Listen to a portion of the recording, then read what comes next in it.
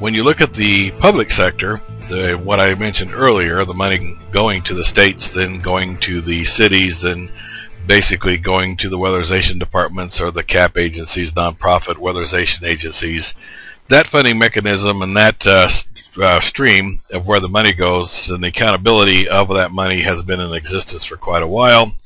So when the stimulus monies were released, the funding mechanisms were in place to make the public sector happen. A lot of the private sector money has been somewhat held up, frozen if you want to say it that way, because there is no such similar way that the money could be released in the private sector and still track it. There is no overarching system in the United States that when the money is released, it funnels to the correct people and then goes, such as it goes to a state or local run group that then runs it through a banking system that then runs it through energy efficient mortgages, and they all report back in a uniform way. It's much more independent and dispersed, and therefore hard to track where the money goes. Also very hard to keep it accountable and transparent. So we'll address this at the end of the presentation as to how we think we've corrected or have an answer to all this. But that's been a major holdup of why the money flowed freely on the public side but did not flow so freely on the private side. And bottom line, energy audits and cost-effective energy improvements were and are required by stimulus funds to be performed on many thousands of homes. In the greater Kansas City region, there were supposed to be, and may ultimately be, many thousands of homes that were audited, weatherized, and improved, and then reported back to the state and the federal government in both the public and private sectors. Is it possible for a person to find out where the money has been spent so far and where the holdups are on the stimulus monies? And to a big degree, you can find out what's been spent and what's going on with the recovery programs by going to www.recovery.gov.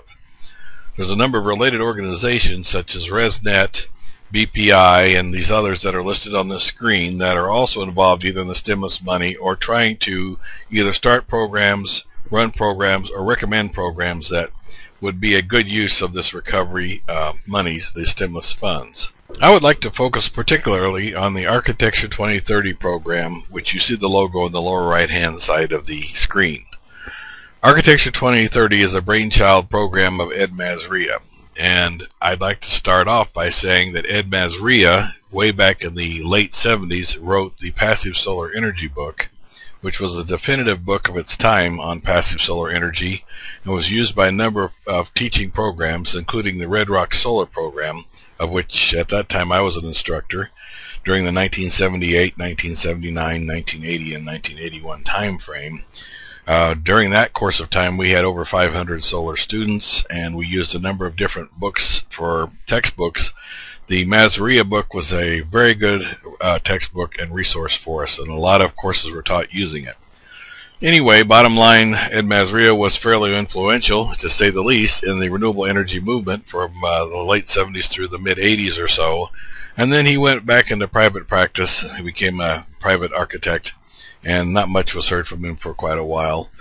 Well, about 4 or 5 years ago, I don't know exactly when he got the idea to do this, but he looked up one day and said that he thought he might do some checking about how many different colleges and universities across the United States and across the world were teaching sustainability in their architectural programs. And so he did a phone call, search, email, and other ways to get information to request training and a curriculum for from these various colleges and universities. And he was fairly shocked and dismayed to find out that most of the universities and colleges and other training institutions that had involvement with architectural programs had little to no. There were no courses to speak of in sustainability. They might have 1 or 2 courses. Most of them did not have any type of degree at that time in sustainability. And so Ed got the idea that he better get back into this to really make something happen. He got back out of the private practice and has now become very visible. He's promoting this Architecture 2030 program, and I'm going to focus on that just a little bit longer for a reason. The idea behind the Architecture 2030 program is by the year 2030, every building built in the world, in Ed's opinion, should be a zero energy building. Now, I'm not going to go into detail about what a zero energy building is, but basically a zero energy building is a building that uses no more energy than it can produce locally. It has a solar system on it, a wind system, or it's extremely energy efficient. He'd like to see all buildings be net zero buildings by the year 2030 in the design phase and in the construction phase. So we are no longer building buildings that pollute. In his research for doing this, Ed came across a lot of studies that have shown that if you put money back into the economy to retrofit buildings, then that money tends to bounce around in the community for a while.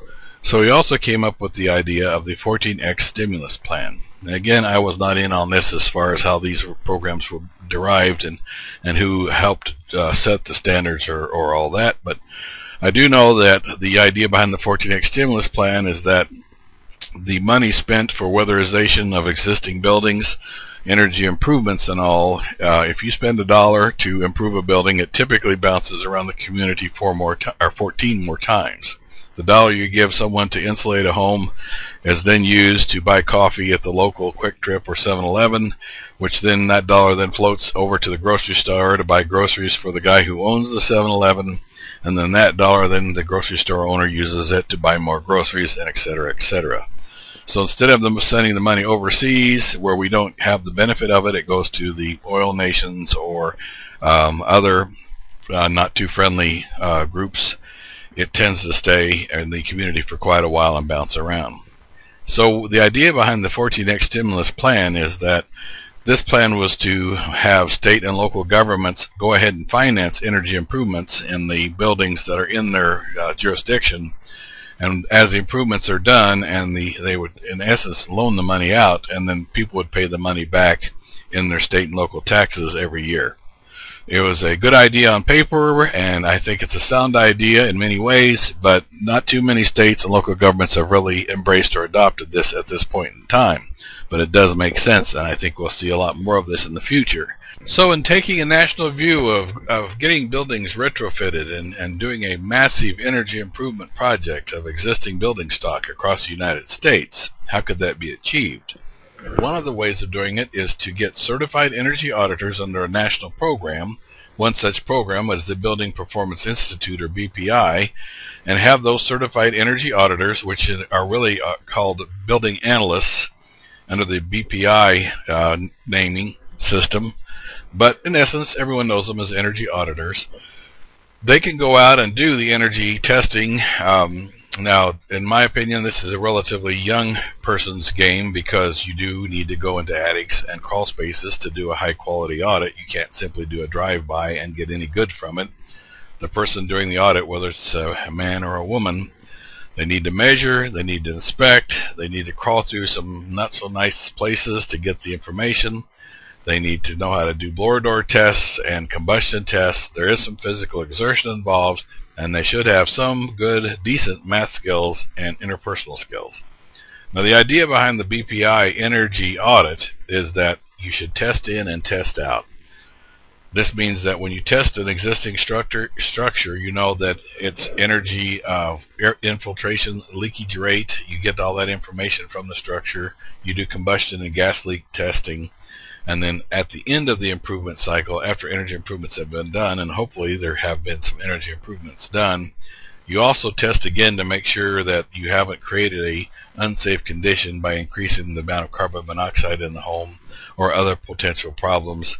In other words, you do not want to leave anybody in a bad way when you get done with all this energy improvements. And it can happen. You can make homes too tight, or you can leave homes where the furnaces and the gas water heaters or other combustion appliances do not get adequate ventilation to breathe properly. That's all part of the BPI training program.